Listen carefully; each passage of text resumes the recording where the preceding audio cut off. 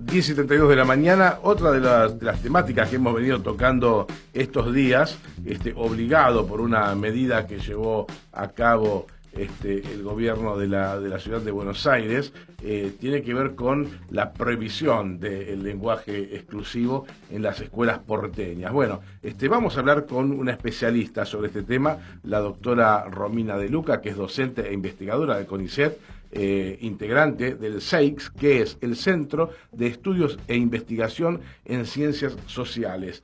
Doctora De Luca, buenos días. ¿Qué tal? ¿Cómo estás? Buen día. Bueno, para vos, para toda la audiencia que nos está escuchando. Fernando Pearson es mi nombre, estoy junto a Axel Govetnik.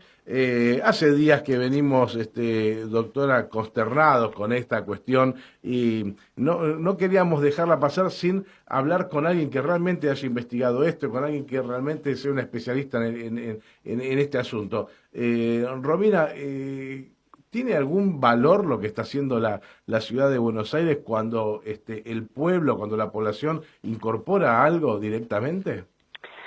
Bueno, Fernando, yo me parece, si querés, como punto de partida te digo, me parece que esta es una medida que es, digamos, electoral, distraccionista y barata, ¿no? Bien, y en realidad clarísimo. yo discreparía con esta idea que vos decís, de que el pueblo ha incorporado el lenguaje inclusivo. Uh-huh. Y en realidad, digamos, me parece que el uso de lo que nosotras, y cuando digo nosotras digo, digamos, 13 Rosas, el colectivo feminista que integro, Uh-huh. nosotros le llamamos la neolengua, que en realidad es el uso, ¿sí?, de la X, la E o el arroba, Uh-huh. ¿sí?, en la lengua castellana, que es distinto de pensar, bueno, cómo hacemos, sí, que el lenguaje sea inclusivo, ¿no? Bien.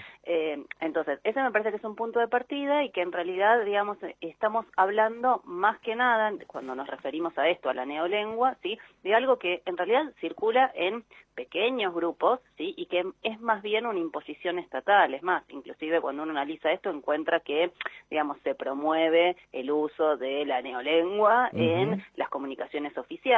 Y también, digamos, me parece que, prohibir, en realidad lo que dice la normativa textual, ¿sí?, es que en el ejercicio de sus funciones, las y los docentes de los establecimientos educativos deberán desarrollar actividades de enseñanza y realizar las comunicaciones institucionales en conformidad con las reglas del idioma español, sus normas gramaticales, ¿no? Y sugiere toda una serie de aspectos para visibilizar un dato de la realidad, que es que, que el lenguaje, ¿sí?, Uh-huh, refleja un momento histórico, concreto y específico, ¿sí? uh-huh. El lenguaje no construye la realidad, sino que es más bien al revés. Cuando la realidad se transforma, en tal caso, de alguna manera, sí puede permear a la lengua que está atravesada, sí, por un contexto histórico.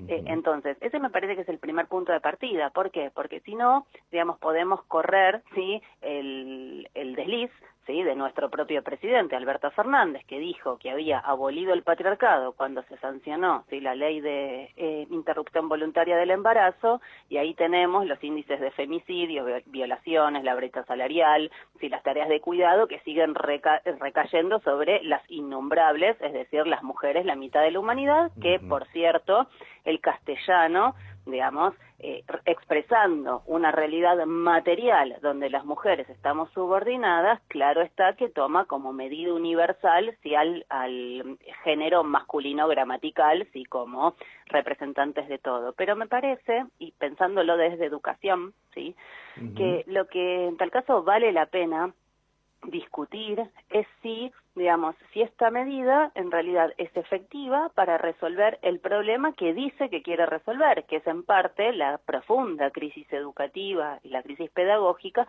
que atraviesa las escuelas de todo el país y de la ciudad específicamente, que es donde se introduce esta normativa. ¿Y qué quiero decir, no? Indicadores de esa crisis tenemos un montón. Claro. Que podríamos tomar, por ejemplo, una secundaria que es obligatoria, y en la ciudad de Buenos Aires 3 de cada 10 estudiantes no llegan al último año de la escuela secundaria en tiempo y forma, y cuando miramos qué pasa en las escuelas estatales es 4 de cada 10, un número que se corresponde, digamos, con el promedio nacional, ¿sí? Uh-huh. Cuando miramos los rendimientos de las y los estudiantes y pensamos, bueno, dicen que quieren resolver el problema de la crisis de la calidad educativa.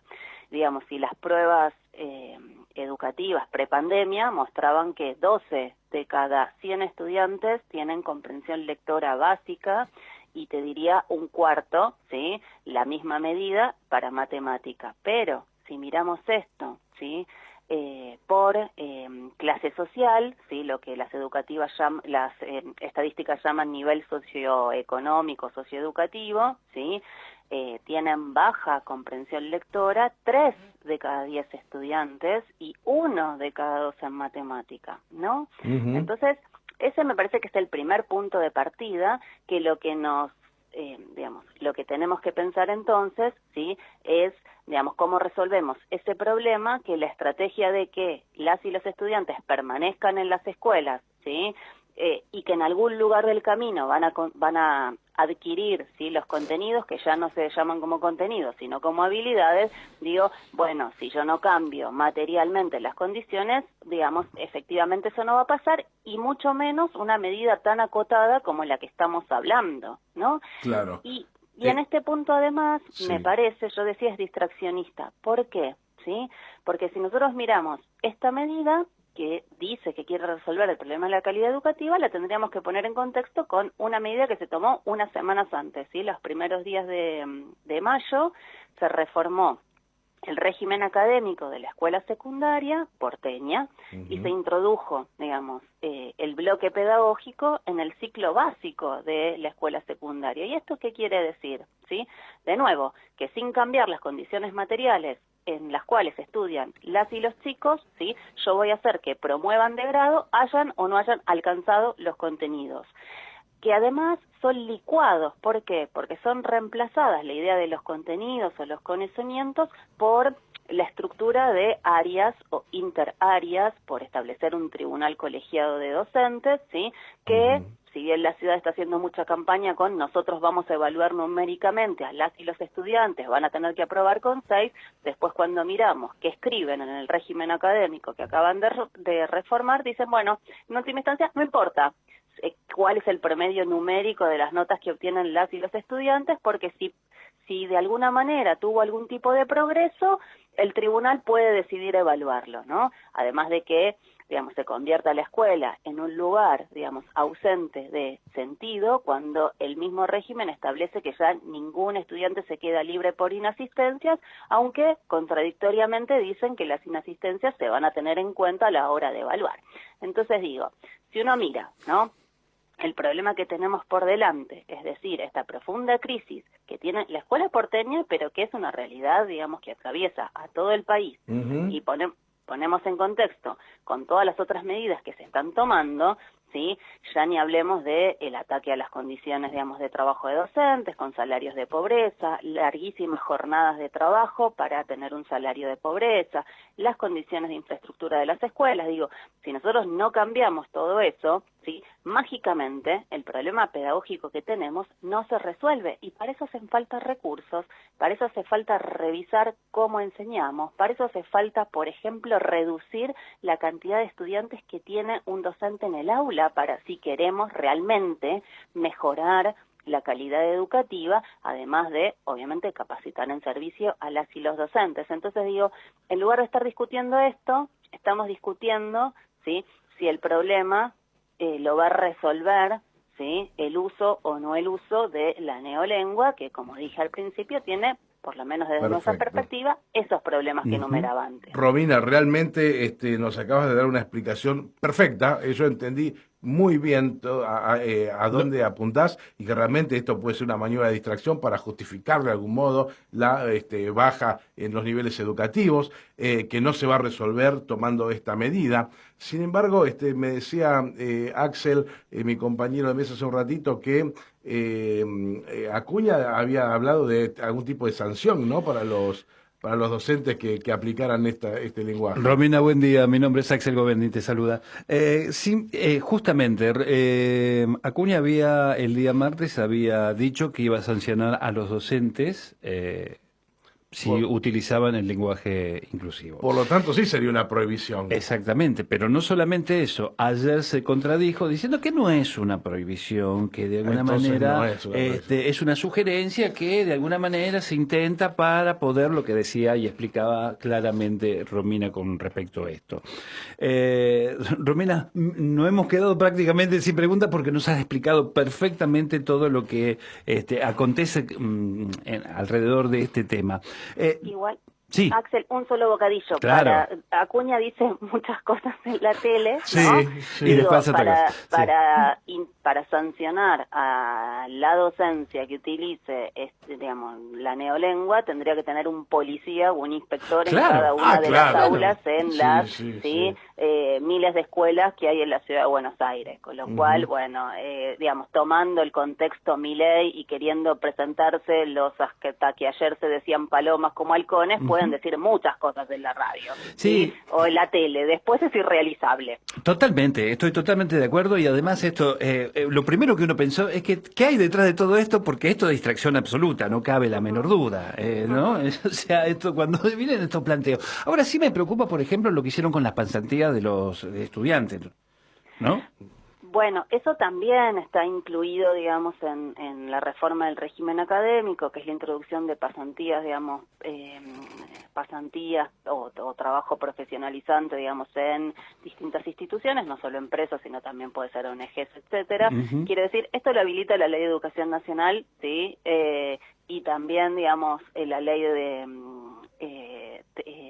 técnico profesional, ¿sí? O sea, en realidad el gobierno de la ciudad se agarra de eso, ¿no? Lo que tenemos que pensar es, a ver, si nosotros tuviéramos, ¿sí? un proyecto para construir la Argentina 2050 y pensáramos, digamos, bueno, efectivamente, cómo hacemos que la riqueza que producimos todos, ¿sí? nos llegue a todos, uno podría pensar la escuela de alguna manera se tiene que relacionar con la sociedad, es decir, digamos, con ese proyecto, sí, de país y tener una beta productiva. Esto en abstracto, ¿sí?